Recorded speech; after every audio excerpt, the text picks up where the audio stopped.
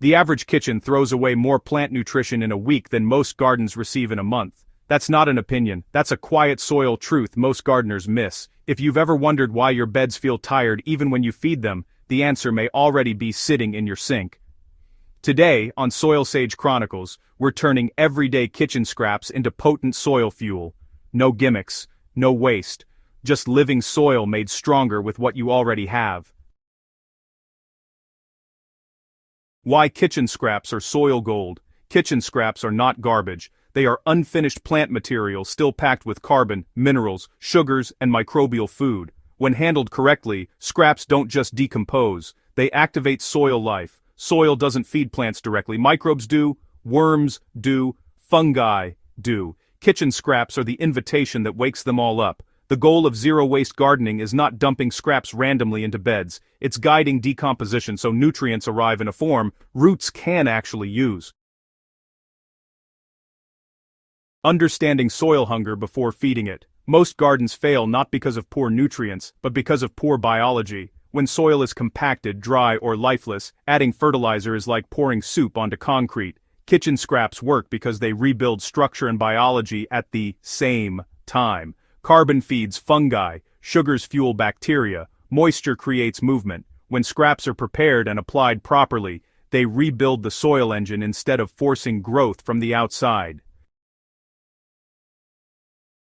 Vegetable scraps that wake up microbes fast. Vegetable peels, trimmings, and cores are microbial accelerators. Onion skins, carrot peels, cabbage leaves, and leafy greens are especially effective because they break down quickly and release sugars early. Chop scraps into small pieces before using them. Smaller particles increase surface area, which speeds microbial activity and reduces odor. These scraps are best used in shallow soil incorporation or as fermented liquid feeds rather than deep burial. Fruit scraps and sugar management. Fruit scraps bring energy. Banana peels, apple cores, melon rinds, and citrus provide potassium, calcium, and simple sugars. Sugars are powerful, you know. But too much can cause imbalance. That's why fruit scraps should never be added raw, in large amounts, directly to beds. They are best fermented or dried first. Fermentation converts sugars into acids and beneficial microbes, making nutrients safer and more available. Eggshells and calcium done right. Eggshells are not fast calcium. Tossing whole shells into soil does almost nothing short-term. Calcium becomes available only after shells are cleaned, dried, and powdered. So, rinse shells thoroughly, air dry them completely, then grind into a fine powder. This powder works best when added to compost or dissolved in acidic ferments rather than applied alone. The fermented kitchen scrap soil tonic. Fermentation is where scraps become powerful. This process predigests nutrients and multiplies beneficial microbes. Here is a proven zero-waste soil tonic that works across vegetables, flowers, and fruit trees. Chop 1 cup of mixed vegetable and fruit scraps into small pieces. Place them in a container. Add 1 tablespoon of natural sugar or molasses. Add 1 liter of clean water. Stir well. Cover loosely so gas can escape. Let ferment for 7 to 10 days, in a warm place. The smell should be mildly sour, never rotten. Once ready, strain the liquid. Dilution is critical. Mix 1 cup of fermented liquid with 10 liters of water. Apply directly to soil, not leaves, once every 2 to 3 weeks. This feed delivers microbes, enzymes, and soluble nutrients without overwhelming roots. Rice water and starch energy. Starchy water is microbial fuel. When rice is rinsed or cooked, the water contains carbohydrates that soil bacteria thrive on. Use plain rice water only, no salt. Fresh rice water can be used immediately or lightly fermented. For fresh use, dilute 1 liter of rice water with 1 liter of clean water and pour onto soil. For fermented rice water, allow it to sit loosely covered for 2 days until it smells slightly sour. Then dilute 1 cup of fermented rice water with 5 liters of water and apply to soil. This is especially effective for tired beds and compacted soils.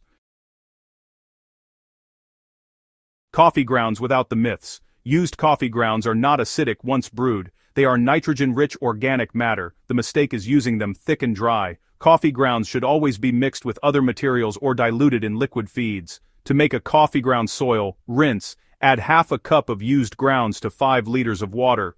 Let sit overnight, stir well, apply directly to soil around heavy feeders like leafy greens, use once a month. This provides slow nitrogen without burning plants. Avoiding common zero-waste mistakes. More is not better. Kitchen scraps work through biology, not force. Overloading soil causes anaerobic conditions, smell, and nutrient lockup. Always dilute liquids, always chop solids, always apply to soil, never directly against stems. Balance wet scraps with dry carbon like leaves or shredded paper when burying lightly. Seasonal timing matters. Warm soil processes scraps fast, but cold soil holds them longer. In cooler seasons, it's best to rely more on fermented liquids than buried scraps. In hot seasons, soil biology is really active and can handle more organic input. It's important to adjust frequency, not strength. Feeding lightly but consistently builds long-term fertility. Why zero-waste gardening builds resilient soil. This method does a lot more than just recycle waste. It actually trains soil to function independently. Gardens fed this way retain moisture longer, resist disease better, and recover faster from stress. Roots grow deeper, worm populations increase, and fungal networks expand. Over time, the garden needs less input because the soil becomes self-sustaining.